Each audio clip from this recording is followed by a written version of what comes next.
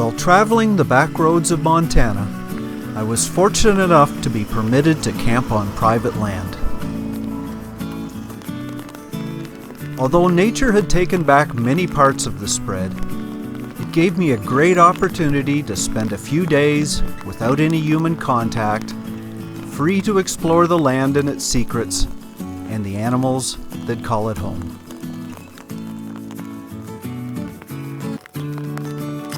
It's never fun to set up in the rain, but I've done it a few times by now, so I know the routine well.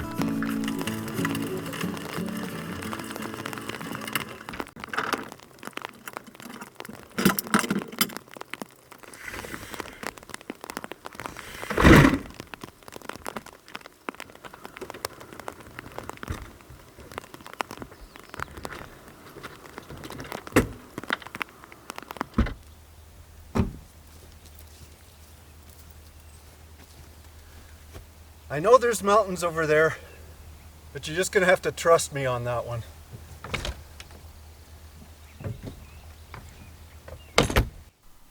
Once settled in, it was time to explore the valley below.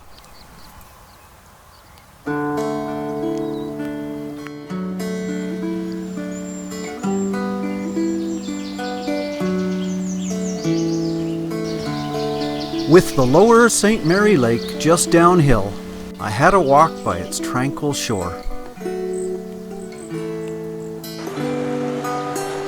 Where the rain's runoff meets the glacier waters was a swirling ribbon of brown and blue.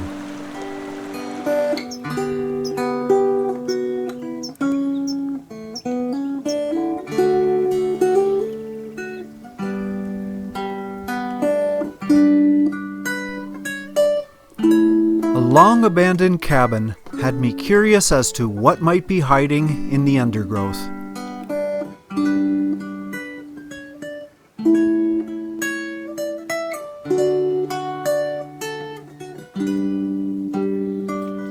Nature has a habit of taking back what we think it has given us.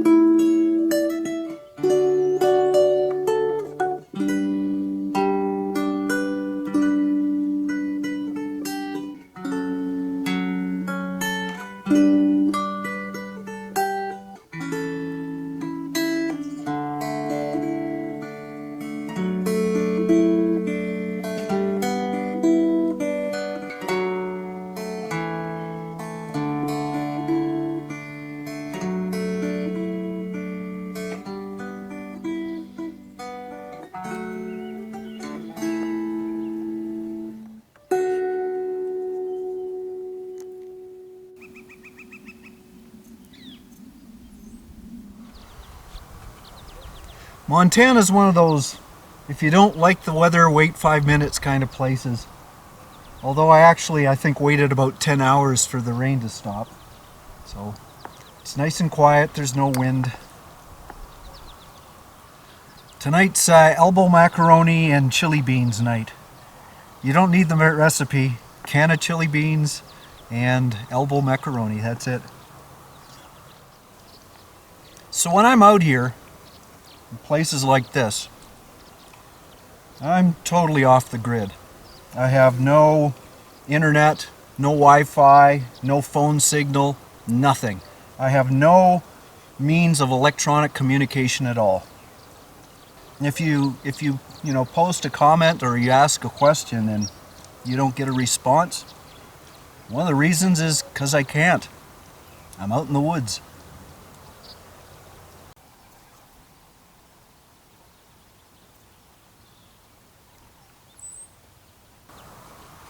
Actually, it occurred to me I don't really talk to my viewers that much. I apologize for that. I certainly try to answer questions when I can, but it's not often I directly talk to the viewer. I certainly appreciate your support. I'm glad you find my videos entertaining. This one's a little subtle, but that's okay. But any questions, feel free to ask.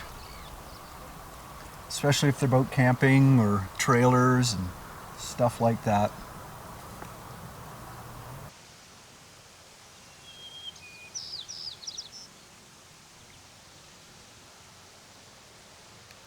One thing I keep forgetting to say is if you send me a comment, don't add a link to it.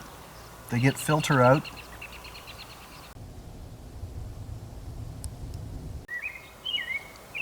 I've been asked a few times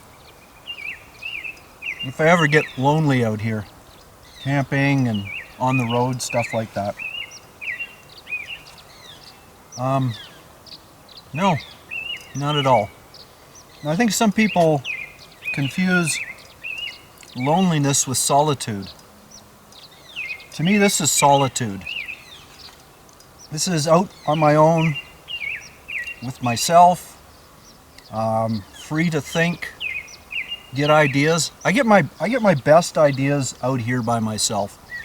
If I'm in a crowd and stuff like that, I can't think, and there's so much noise, and I really need to be by myself to get really creative, and that's where I get my best ideas. But loneliness, I've certainly been lonely, but usually not out here.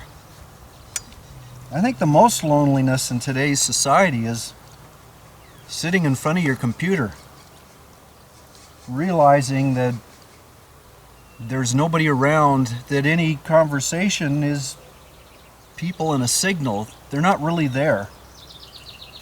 I think the loneliest people are people sitting in their basement at home in the big cities, kind of wishing they were out here and not feeling lonely.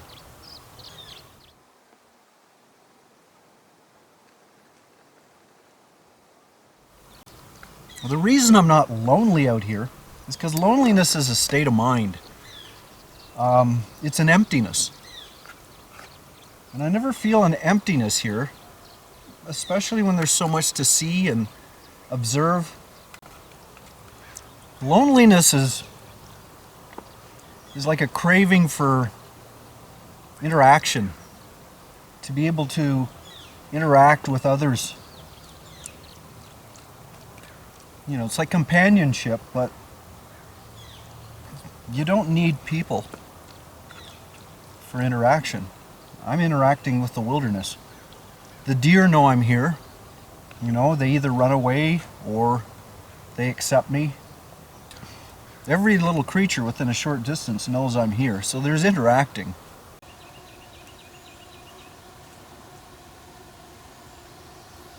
You interact with the trees.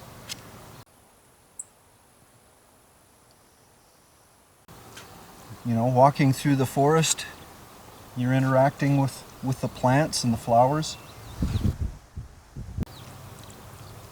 It's hard for me to be lonely like that. And I can always talk to myself, which if nobody else is listening, I guess that's what I'm doing.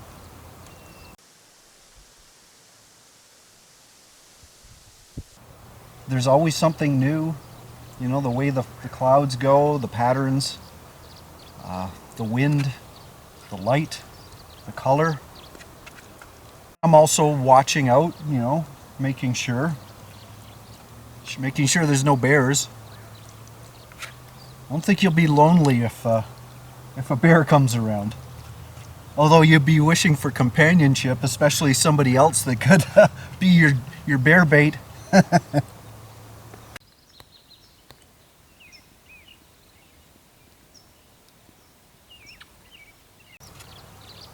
Speaking of bears, tomorrow I plan to look for bears.